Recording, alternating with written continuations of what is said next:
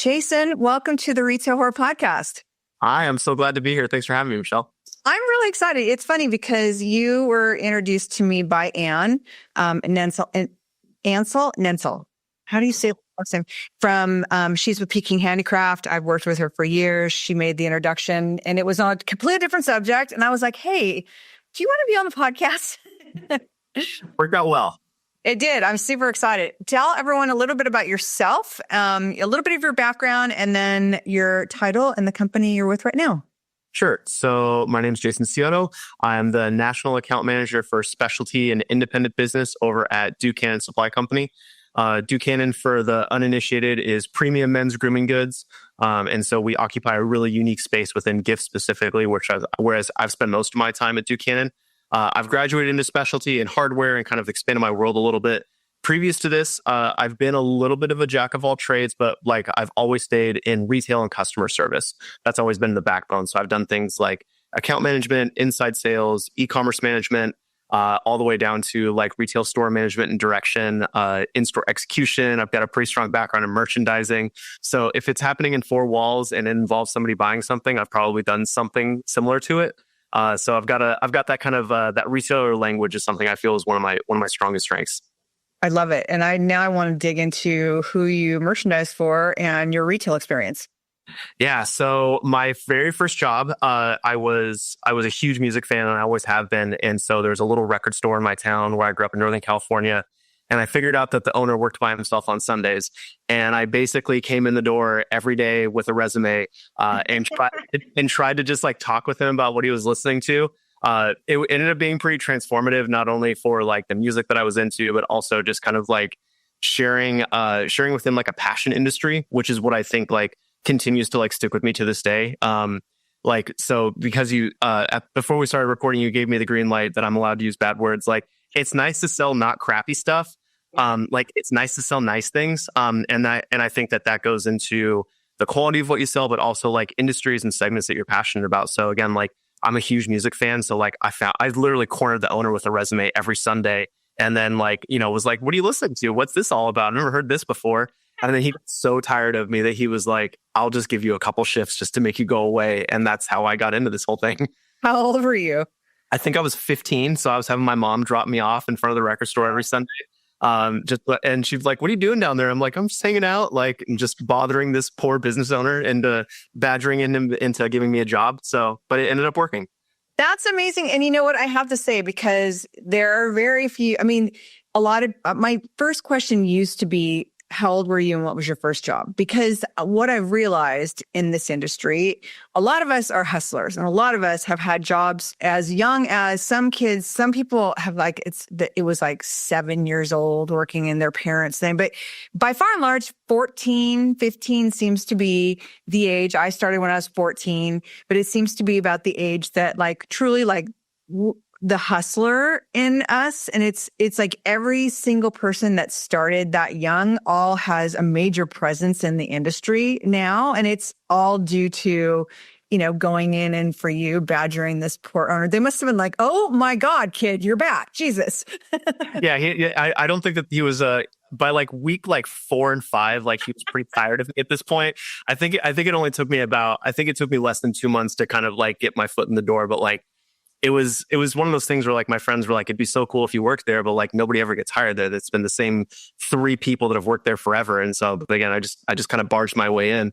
But I think the other thing that you kind of touched on is that like previous to my professional experience beginning when I was again like about 15, I started playing guitar when I was about 12 or 13, and I started wanting to perform live. And so like the kind of like DIY ethic of like, okay, there's no place to play shows, so I'm going to go like find a place to play. Like wow. I've played in basements and VFW halls and on a baseball diamond and like in every weird place you could possibly imagine, because like in the little town I grew up in, it's like, it wasn't like there was like, I've lived in Minneapolis now. There's no First Avenue. There's no like namesake venue that like a little punk band can go and play like anytime they want. So like that I'm going to do it myself kind of attitude has like sort of been the backbone of like those formative years, like around that same time as well.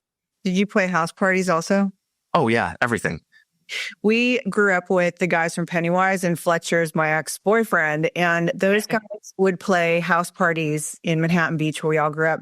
And literally it was like you could time it 10, 9, like 5 minutes. And the whole thing was totally like broken down by the cops, like, or there was like a giant fight because of the mosh pit. I mean, it was hilarious. And it's like it was great because one of our friends that we all grew up with passed away, I guess last November. And Jimmy, the lead singer for Pennywise, came and did bro him at his memorial. And his memorial was like in a veterans hall with just a bunch of old punk rockers and a bunch of us that all, grew up together. But I'll never forget those house parties. And these guys, that's where they all started, was house parties.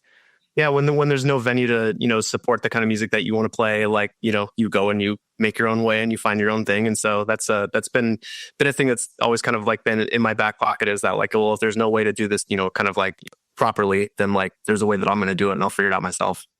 So how come you didn't end up, because I see a musical instrument behind you in a case, but how come you didn't end up in music? Like where did your music career end after your stint at the shop? So I started at the record store because, again, very, very passionate about music. I did sell instruments for a little while. I taught guitar for a little while too. It never really stopped for me. Like I still play in a band, like I still play original music, and it's really important to me. I spent a lot of my 20s touring the United States. So like my sales like superpower. So if you catch me in a booth, or if you see me in one of my showrooms and I'm meeting somebody for the first time, like my easy thing is I'm always like, oh, where are you folks in from? And like wherever somebody's from, like I've probably been there in the continental 48. Like, it's like if there's somebody from, like Missoula, Montana, I can be like, oh yeah, you got that cool Chinese place off like Main Street. And they're like, how do you know about this? Like, so it's like I have this like little snippet of like, like 24 to 48 hours in like most of the major cities of the US. Like I've been to a lot of places. And so because I've traveled a lot, like I can like, number one, like I can pick up accents really fast. Like I can like pick out the Carolinas like really quickly. But then the other thing too is like, being able to connect with people and like giving them a point of reference that like, if you're from a small place or if you're from like, what most people consider a flyover city, like I've probably played in your backyard. Like I've probably played like in your dive bar or something like that. So talking with people about that has always been really fun. But I spent, again, a lot of my 20s, I spent a lot touring and kind of settled down once I got married. I had a kid. But I still play. I still play music. It's still important to me. But just not as much road time as I used to have. So how do you have time to do it with you're the national account manager for Duke. So can't imagine you have a whole hell of a lot of time. Like, hey, let's go play a gig. Yeah, it's a tricky balance, but it's it's super important. Like we all have to have our things. And this is my thing. So I keep it close and I keep it cherished. I love it. So take me up to when you started your next point of career. Was it still in retail and merchandising part of it? Like, that's what I really want to. Yeah. So I think the big turning point for me was I worked in bicycles and kind of like that in the sporting good and apparel space for about 10 years. So again, that was a pretty flexible industry that allowed me to go do things like go tour for a month or for 6 weeks at a time. And like, so that was it was a great industry that I was in at the right time. I did spend about 10 years there and felt like I'd kind of capped out. The two paths were essentially, I'm going to open my own bike shop or I'm going to become a company rep. Neither one particularly appealed to me. And around that same time was when my wife and I got married and we wanted to move back to Minnesota where she's from. So I went out to Minnesota and kind of wiped the slate clean. And I ended up working for a company called Filson based out of Seattle. Filson is a heritage brand. I've always been interested in apparel and specifically like the kind of like more rugged, durable, like buy it once, kind of like quality of apparel. And Filson definitely has like shades of that. So it was a great experience for me. And in addition to that, like they have such detailed planograms and expectations for execution. I worked in a really, really unique door where it was in downtown Minneapolis in a historical building. Like our layout was exceptional because it wasn't like a lot of other Filson doors. And so we got a lot of liberties with the way that we got to merchandise the store. So that went from fixturing to, kind of going off plan and kind of doing something specific. And we ended up being cited and winning a lot of kind of like recognition within our company for doing things that were, hey, we did what we could with the space and we went off the beaten path and here's how it turned out. And we got a lot of praise for that. So it was a lot of fun working for that company. Transitioning out of that, I went to a startup company called Asco Finlayson, where I worked primarily in operations and then kind of transitioned to directing their retail store and kind of launching that brand. they've since like somewhat fizzled. The owner's kind of focusing on some different stuff now, but like it was really fun to work number one at a startup. Like there was a great energy to being like, I'm going to pick up a hat and wear it today because that's what we need to do. But then in addition to that, like it was the retail activation was a lot of fun because it was a seasonal pop-up store. So like with nothing being permanent, like everything was up for grabs. It's like, well, we're going to do this fun fixture just for this season. We're going to do this lighting for just this season. We just have to showcase this one capsule collection for this season. So it was really, really fun to have less of an evergreen moment and have more of like a seasonal snapshot. So again, like as you can tell, like I get really passionate about this stuff. I love it. It's that customer interaction, and parlaying that into my current experience, like the showrooms and the trade show booth, and kind of where our conversation started, offline from this call, is like I want to find a way to have our retail and B2B partners get excited the way that we put so much emphasis on our customer experience. And that's the thing that like I'm really like reaching for and looking for and trying to like make my mark within this industry. And like the work that I do is like making our B2B customers feel that like super polished, elevated kind of customer end experience that we see in retail stores, for example. I am so big on customer service. I don't know. I mean, we talked for just a little bit, but my background's Fred Siegel. I had 3 stores at the Santa Monica location when he opened for Better Ecology. And he was actually my mentor. And my belief of customer service and that spoon feeding customers is still so embedded in me, and still what I believe as far as, my customers are a family. And it really comes from my time at Fred Siegel, where, it was the time before cell phones and being able to really record people. I can't even talk right now. But it was paparazzi, but the celebrities that would come in and shop with us and the regular customers, the paparazzi weren't allowed to come in. So it was like this lovely, safe zone where you had such an intimate relationship with your customers. And also, quite honestly, with the non-celebrities, because you don't have that phone in your hand. So people are much more engaging with you. And it's like, everyone was always like, get their phone number, get their address. Every single purchase was a thank you card, handwritten, of course, sent out, even if it was a pair of socks. Because I truly believe like when you have a customer and you have a customer for life, it's like that is family. And very much in sales, I think for a lot of brands that is very much the experience. And I believe Buchanan is as well. And it's like I had said to you, I have shopped Buchanan for my clients, Burt's Pharmacy. We had it in, I think, 5 doors. And, the line is a phenomenal line, but it's so well branded, and the merchandising and the packaging and like all of it is so good. And I think it's, because we also sold Jack Black and some others, but in the worlds of like the Jack Blacks where it's all one look, what I love so much about what you guys do is it's all different. It's all like this collectively as a group, as a whole, it's cohesive, but individually they all have their own personalities, and it's so good. I just got so far off the rails right there. Wow. No, I mean, like it's a lot of fun because like, I mean, like to tie it back to the thing I said before, it's like, it's nice to sell nice things.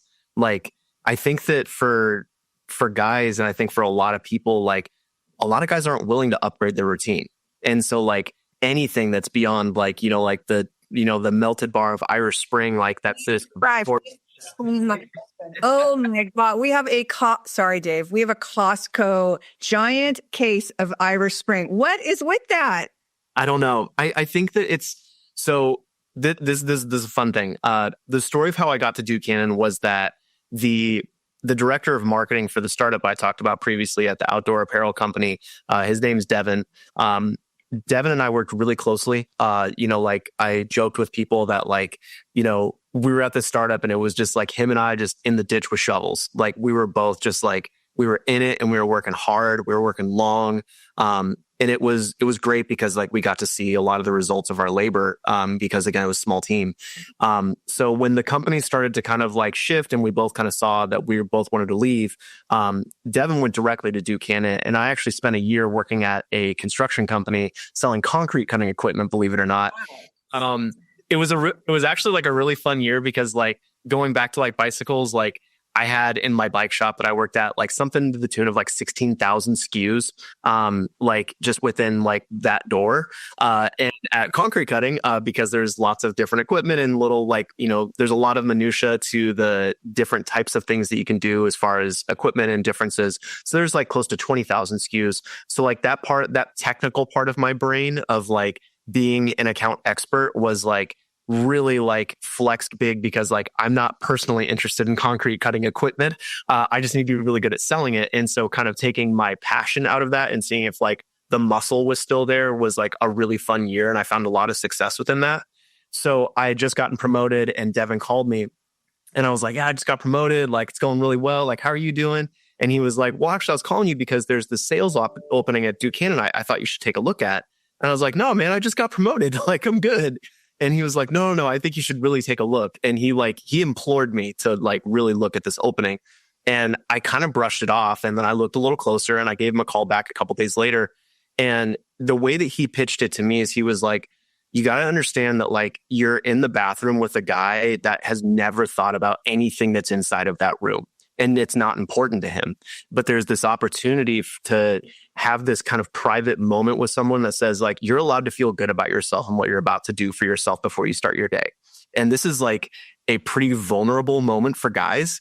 Like, and I think and that really, really struck a chord with me because like, it's the quiet way that you give people confidence. It's like not everybody needs like a loud cheerleader on the sidelines of their lives saying like, you got this, you're going to crush it. Like sometimes it's just kind of like the quiet, like, okay, cool. Like I did the thing that's part of the routine that makes me feel good about myself and I'm ready for the day.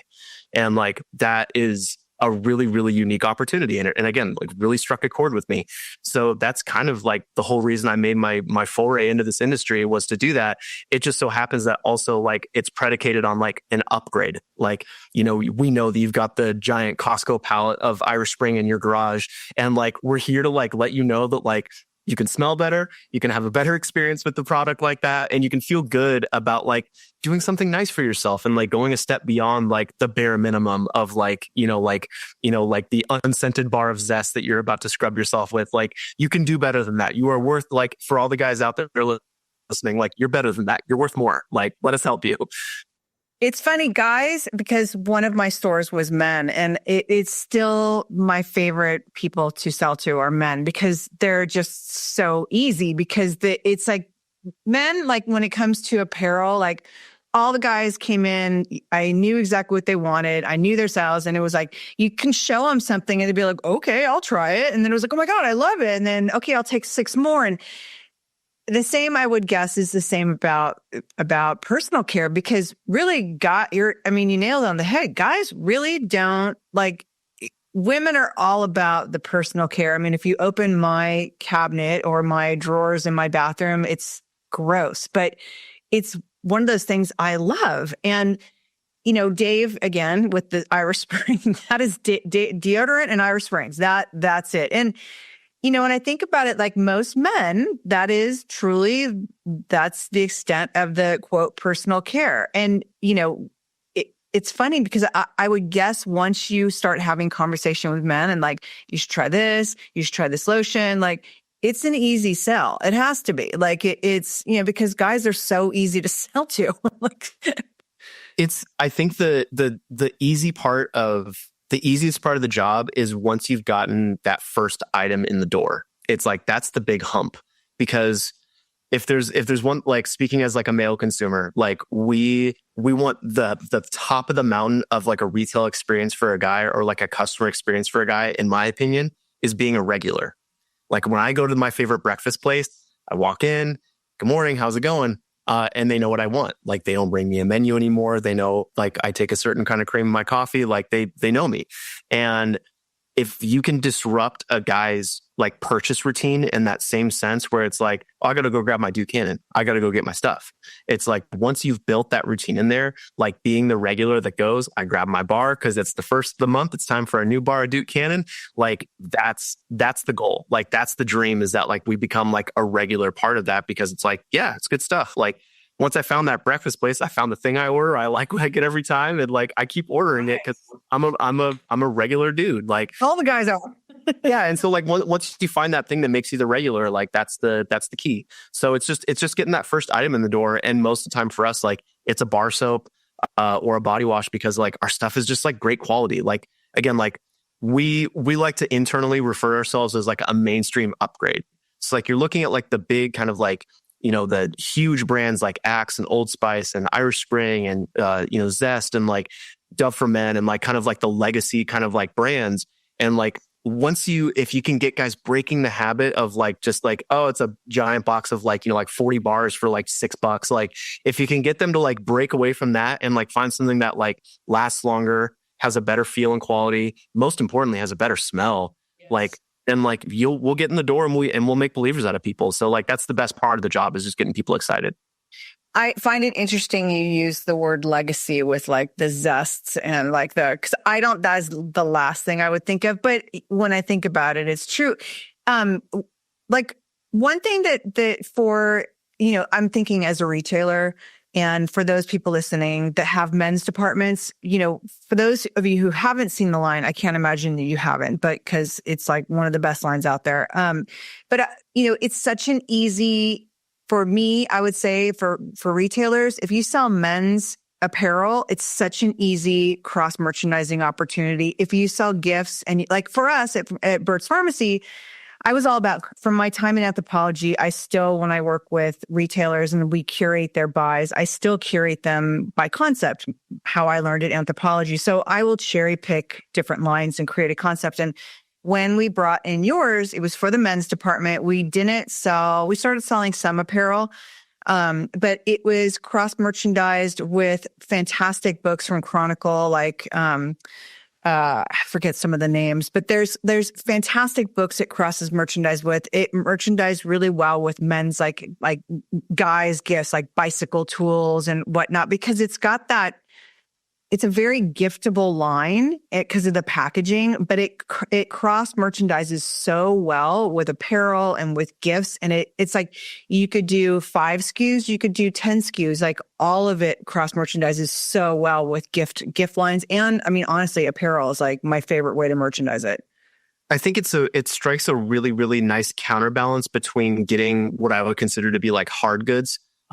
Things like a bicycle tool, I think is a great example. Like something that like, if you bring that in and you're looking for a gift, like it's a good thing to have stuff like that. But at the same time, like having a lower dollar consumable accomplishes 2 things. Like you're going to hit a lower price point, which like, again, like our bar soap is going to retail most of the time around $10. So it's like, I don't know of a lot of other $10 gifts for guys that are like that guys actually want, that if you take out socks out of the equation, like at that point, it's like there's not much left. And so like for us, it's like it's a low dollar threshold that's really friendly to get into, where we blur that line between like this is a fun gift at a reasonable price point, as well as like this is something I buy for myself at a reasonable price point. And so like that's the space that we occupy that is really unique for us. And I think like it's nice to have something that is more consumable because it turns. Our bar soap and our body wash lasts an average of 4 weeks in a shower. I typically get about 30 days out of a bottle of body wash. And so with that, like you're going to get that customer back in the door. That bike tool is a great gift, but it might be the one that you sell to that person through the course of the year, unless they're so wowed by it that they got to give that gift a second time. And so with this stuff, it's a lot easier because again, like it just turns. And so like, it's nice because like, as we come out with innovation, hopefully people are running down out of stuff and they can get on board with new things. And so like we're staying fresh in these doors. We're bringing a lot of new scents to market in the coming year.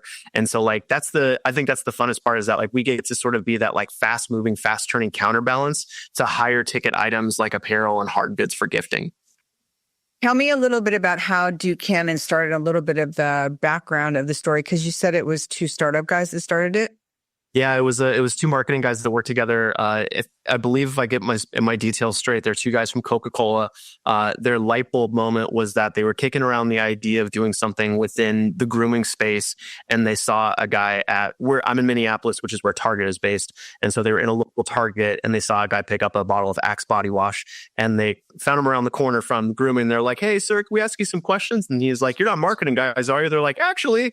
So they asked him like, why did you pick this? And the guy was holding the bottle of Axe body wash. And he said, I knew you were going to ask me about this, and I'm really embarrassed because like I don't know why I buy it. I don't know. I got it in high school. I haven't found anything else to like replace it with, so I just keep buying it. And again, like that is like the whole core of like what we do is like we disrupt that routine of like guys get a big push from brands like Axe saying like, hey, use this stuff and girls will like you. And that's like, there's no one that is more compelled by that message than a young man. And like when you are graduating out of that message, realizing that like it's going to take a lot more than body wash to get someone's attention, like a good personality would be a good place to start.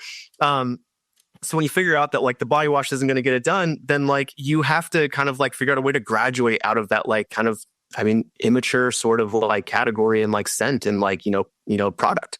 And that's where we step in, is to like give people like that kind of like that easy upgrade that feels a little bit more refined, feels a little bit more kind of polished, a little bit more impactful, a little more mature. I think with that, like, I don't want to say that we're like meant for like adult men only, because like we have a lot of fun, as you've seen on our packaging, and we are skewing for like a younger demographic as we move forward. But the two things that I think you'll see with us is that like 70% of first-time Buchanan buyers are women. And I think that this is like kind of like at a broad level, like when we talk about men's gifts, we have to consider that like female clientele is a huge driver of that category. It's not just guys buying guy stuff for themselves and their guy friends. It's women that are buying things for guys in their lives as well. And so with that, like we don't do the like use this Buchanan product and girls will like you. Like that's not how we talk about that stuff. Like it's unacceptable marketing, and like to say it's unacceptable is not my opinion. That's the CEO's opinion.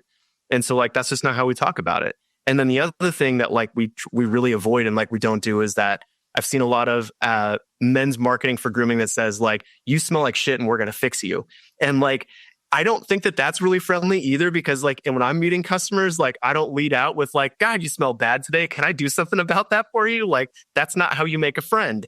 And so like, those are messages that like, we don't, kind of lean into. And with that, like we try to be quietly like kind of like a more respectful brand. Like we want to talk about like barbecuing and, lawnmower lines and, drinking light beer and like hanging out. Like, it's just we're a little easier going and a little less kind of grabby for attention, like some of other kind of marketing vehicles can be. Yeah, there's snark, and then there's like, because you guys aren't really snarky. You do a really good job of playing on words. Like don't get me wrong. I love me some snark, and it sells. A lot of times the product is not fantastic. It's really that a lot of times it's all about the packaging and it's like a one and done, but yours is a little bit different. But you guys are there. It's very well worded. And I think that the play on words, I think it's the cold plunge, the wipes or something like that. The cold shower wipes. Yeah. It's like, it's really well done. And that's why it's like, I think it's always appealed to me. Also it's a great product, but it's always appealed to me is the snark, but it's really more play on words. I think if I'm going to say it right. A lot of dad jokes. Which is amazing. But I wanted to make sure like we crossed over how the line started. So tell me a little bit about the growth of it. And you are working with a lot of like you had told me about a hardware show, which I'd never heard about. Like I'd set up show booths, but the hardware industry, much like the pharmacy industry, has a giant gift presence. And I don't think a lot of like everyday retailers really know that, because it's, like pharmacies, it's always a shock when I'm like, yeah, like our number one department in Burt's Pharmacy was apparel, and it still is. And it's, much like hardware stores, it's an audience of people that are there milling around looking for things. For pharmacies, they're waiting for something to be done. But by far and large, when you go into a hardware store, you're not like, I need this and I got to go. Like you're usually up and down the aisle. So these retailers have phenomenal gift departments.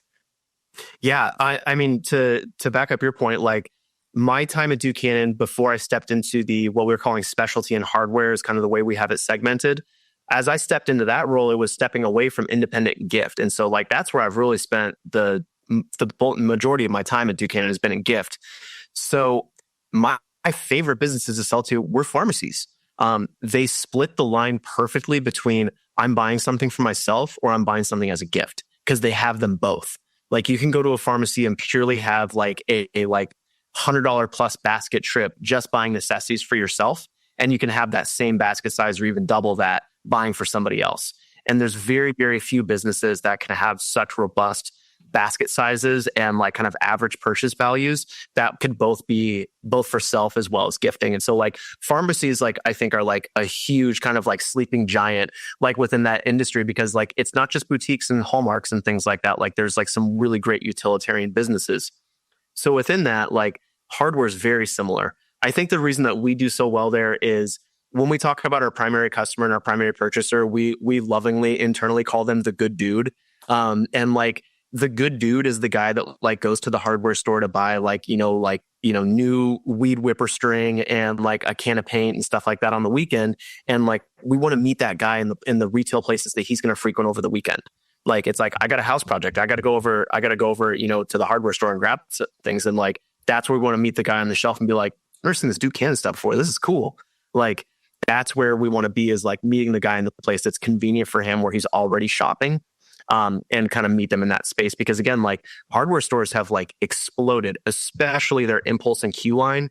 Like those are incredible opportunities to get in there with consumable product. Anything from, like food is exploding in hardware. It feels like it feels like gourmet food. While I think it's had like some like ups and downs within like independent and gift, like it feels like it is absolutely thriving in the hardware space specifically. It's so like weird too, because it's like the last place you'd be thinking. Like I get the candy and stuff like that, but some of the specialty foods like salsas and some of these like mixes, sauces, like spice mixes, like. It's crazy. And it makes total sense, especially hot sauces, because that's like, how manly are you? Like, how hot can you go? I say this because I was part of a 5-store chain and we had a huge hot sauce session because the owner was like, what's more manly than the guy that can like put this on his whatever it was. And it turned out to be, because again, like the hot sauce is like all these kitschy names and they but it was one of the hottest shopped areas. It was crazy to me, but it makes total sense but the food thing was, I cut myself off all the time, by the way, if you haven't noticed yet. We're having fun. I literally just go and wonder, but it's the hardware food thing that blows my mind. And it's it's not just the candy and stuff. It's like baking mixes and hot sauce. It's crazy. Well, so I think it kind of comes back to, I'll go back and use the pharmacy example again, where like, so my time in apparel, like I would see an average margin of about 30%, probably give or take like 10%. And this is I'm speaking specifically about like outdoor and performance apparel. So like there could be a segment that's a little bit different than that, but like roughly 30% is what I would see. What I've learned, touching different segments like this is that in hardware, like when we talk about like new lawnmowers and drills and like, heavier equipment and things like that, like some of those margins dip down as low as 10%. And some of the consumables that come along with that stuff, like, replacement blades and things like that, like sometimes they won't even net you more than 15%. So I think the reason that food and brands like Duke have like done so well and found such a strong foothold is because like most of the time people are getting between 40 and 60% margin with these categories. Yeah. So for us, like I'm very encouraging of a 50% margin based off of our wholesale cost. And like, again, like that's the thing, is that like we kind of save the day being like a category that turns quickly and is much more profitable than like higher dollar, higher ticket items that have lower margin thresholds. So like we again, like we're a nice counterbalance, because like if you, as a hardware store retailer, if you only made, let's say, 20 points on that new electric drill set, but you were able to sell an extra 3 or 4 bars of Duke, making that 50% margin, like you could end up walking away with like a similar like profit dollar amount, like between like a high ticket dollar item and then like a small handful of lower dollar but higher margin value items. So it's a really good counterbalance for us. I didn't realize those goods were such a low markup. I know for pharmacies, the reason why they started bringing in so many gifts is because the payout from the pharmaceutical or from the insurance companies became less and less and less. And the profit margin has like dwindled drastically. And where they really make their money now, a lot of it is gift as well as the over-the-counter stuff and like wheelchairs and walkers, but it's not coming from the prescription drugs for sure. So I can understand that. That makes sense. It's a really interesting mix how people are kind of keeping the lights on by having such a variance of like different margin items. But like, I think the biggest thing for us is that like we help build baskets. Like if you can get one of our items in a basket, like we know that other things are coming along with us. And because we're, again, like a lower, friendlier price point, like once we can get people's kind of like baskets open, like then we can start adding on those like bigger items. And so like we really help with that stuff. And so that's some of the positive feedback that I've been given by, you know, how we step into those like unique places like pharmacies, hardware stores that are like not necessarily like, you know, men's grooming destination businesses as we would probably define them. Tell me a little bit about the product collection, as well as why don't you give us some insight of some new intros, because we are recording this in late September and the shows are coming up. By the time this releases, it will be most likely close to the January show. So talk to us a little bit about the product selection and the new rollouts. Yeah. So I think one of the most exciting things for us is that like we are evolving not only our scents and like bringing new fragrance to market, but we're also updating formulation. So in the last year, we've been having this really fun rolling change where we've been eliminating like kind of yucky things like phthalates and parabens out of a lot of our body washes and hair washes. So the cool thing for us is that like the quality of our product is like actively getting better. The other fun thing is that I'm not adjusting my wholesale price for retailers. And so like, this is something that we've taken on, and the way that we consider it is that quality ingredients are table stakes. Again, once you've graduated out of like that baseline kind of like Irish Spring and Husband Dave are catching a lot of strays today. But like once you graduated out of Irish Spring, then it's kind of like we know that ingredients are an important factor within that, and that's the thing that would really drive somebody to upgrade is like a better quality ingredient.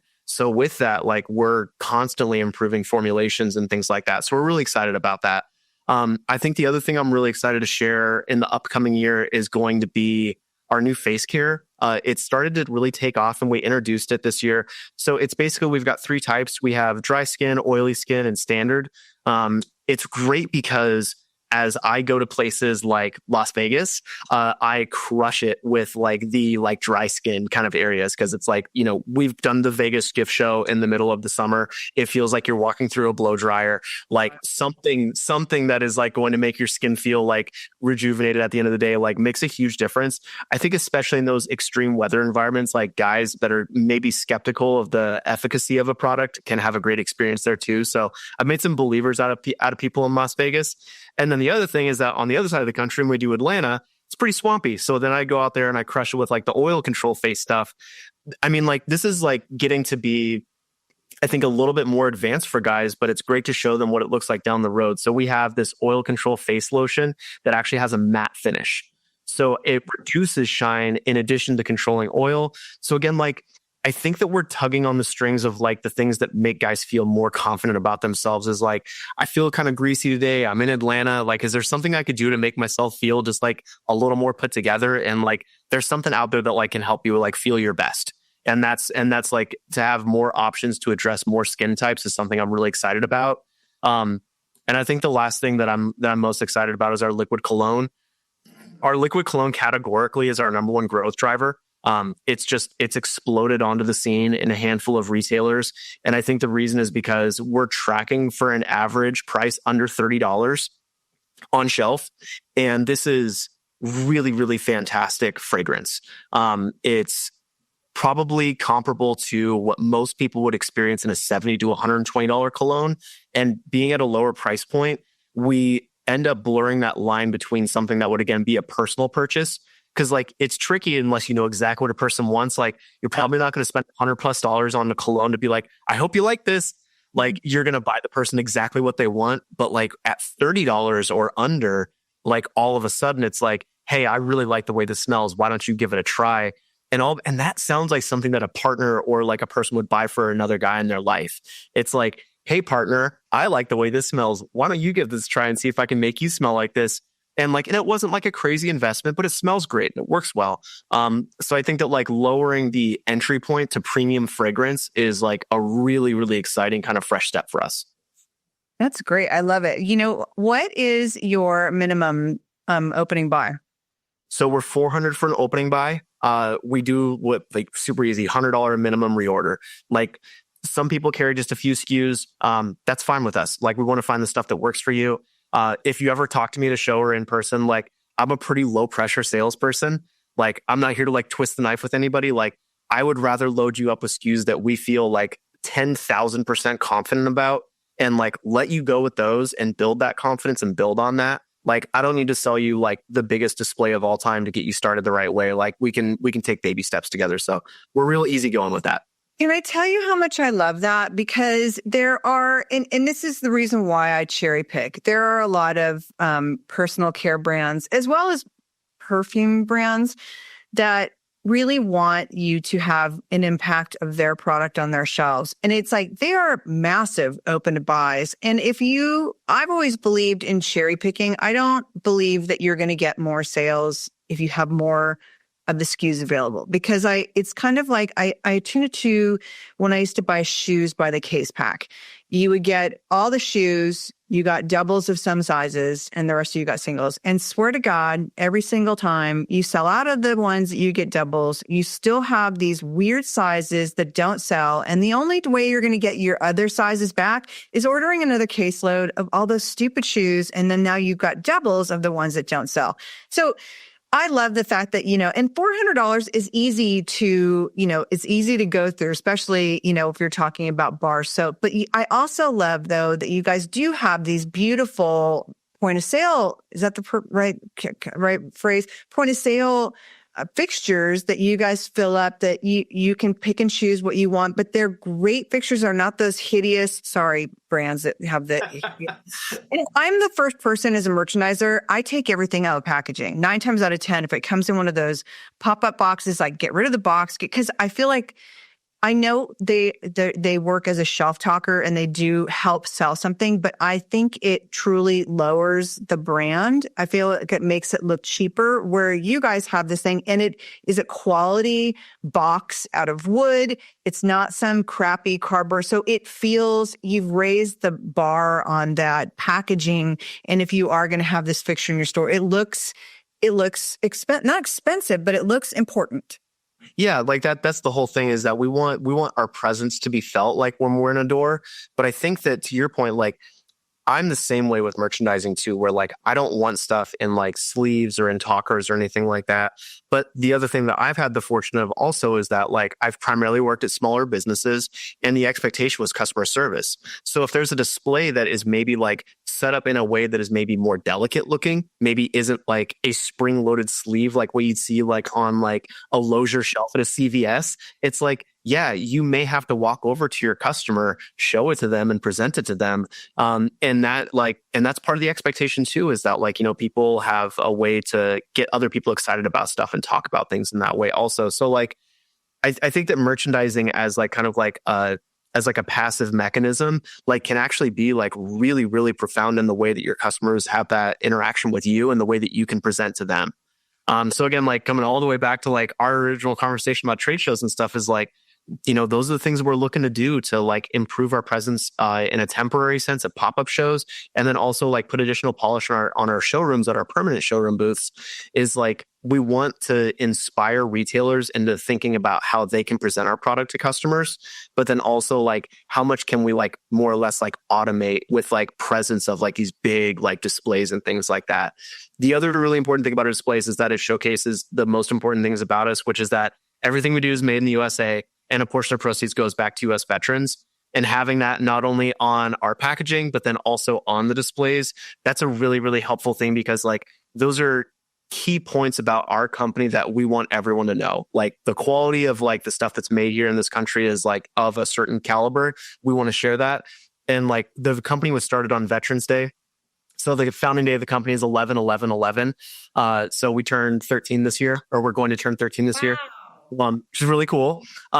So like, again, like those are the most important messages. And that's why like we feel so passionate about like our displays, is that like, it's us, kind of like giving the visual handshake to the customer, being like, this is what we're all about. Like, here's why we want you to get on board with us.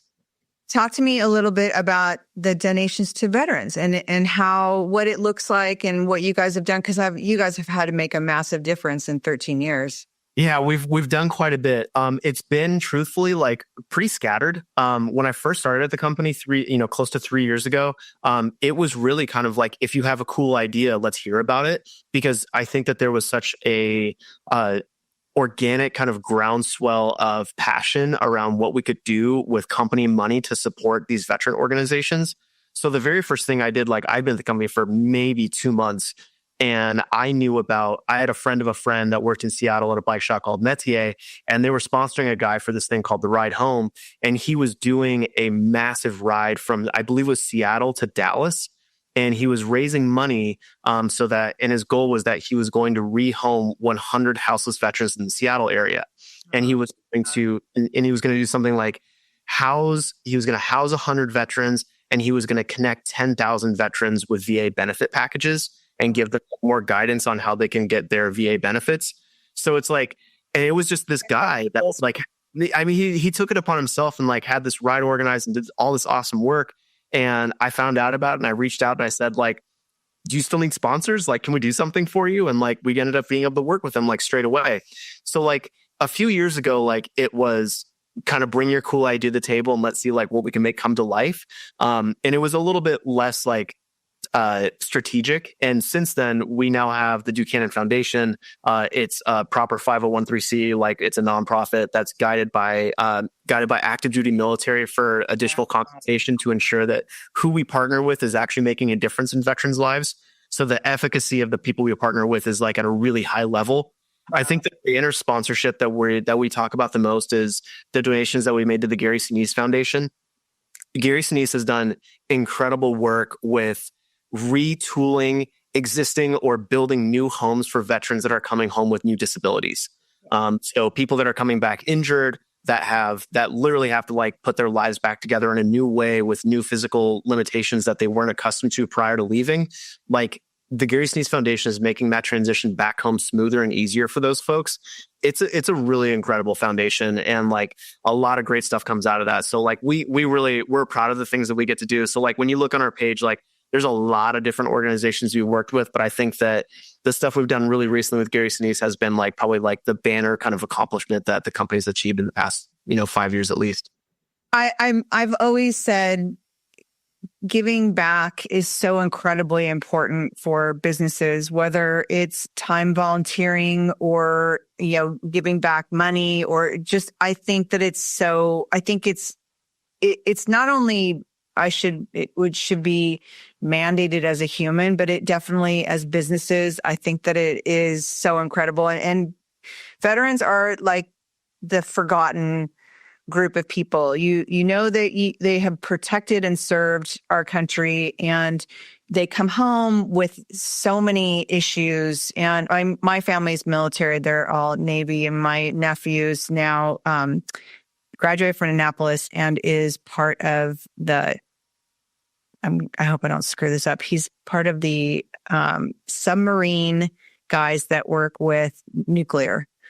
And it's just, what these guys do and what, go off to war and God forbid something happens to you and coming back, it's like, there's nobody to help you. And it's like, we were in California and the homeless veterans around they were around the veterans hospital, but they are down San Vicente in a very, very high end neighborhood. And it's just tent after tent after tent with giant American flags on them and it's heartbreaking to think that this is where they live after what they've done for us. So it's really admirable to hear what you guys are doing, and it's incredible.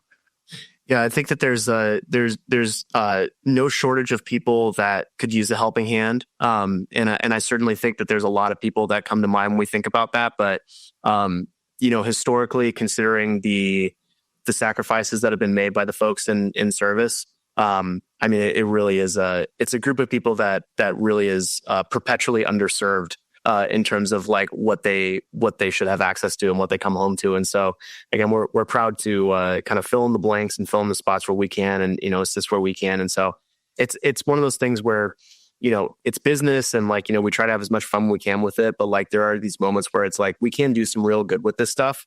And I mean, like, again, like this is the same reverberation that I got, like when, talking about like how we like better the day of like normal guys. It's like, guys that work hard, like, it's like they deserve that moment to like feel good about themselves. And like making people feel good at that small scale and that quick little moment, like that's like, this is the fun part of what we get to do. Like the gift business, like as a whole, like, retail as a whole, like there are like positive things that you can choose to take away from it and how you engage and what you give back. And so it's a fun thing that's kept me in this industry for a long time. And I'm still glad to be here. And I love hearing that. Why don't you tell everybody about what shows you're going to be at, where you're going to be, so everyone, and what orders you're in, so that anybody listening, because again, this is going to come out pre-show, so it's perfect timing. Yeah. Okay. So for the gift side, you will see us at the Dallas, Atlanta, and Las Vegas shows. For sporting goods, you will see us at Sports Inc. as well as the Worldwide show in Reno. In addition to that, you'll also see me at Ace Hardware, Do It Best, True Value, name a hardware show. I'm probably going to it. And so it's one of those things where we've got a very, very busy schedule. We've got a lot of places that we'd like to be. In addition to that, we're also kind of like burgeoning within the lawn and garden segment, which has been a lot of fun for us to get into. Again, kind of like a proving ground of another place that could really use those high margin consumables to kind of counterbalance their low margin sort of big ticket items. I think garden centers too, by the way. Oh yeah, that stuff is looking really good for us. And so, I mean, we've got a really strong foothold in hardware, sporting good, and gift, and you'll see us all those places. But like, we're always knocking on doors. We're finding new segments all the time. Which showrooms are you in Atlanta, Vegas, and Dallas? In Atlanta, you can find us with the Link Companies. It's on floor 16, right off the elevator. I'm the first person you see, so you can come say what's up and give me a high five there, nice and easy. In Dallas and Las Vegas, you'll find us in the Ivy Stone showrooms. Excellent. Thank you so much for your time with me. I love your story. I love hearing the story of the brand. I know so many retailers are going to enjoy this episode. I'm looking forward to it. Thanks for having me. You're welcome.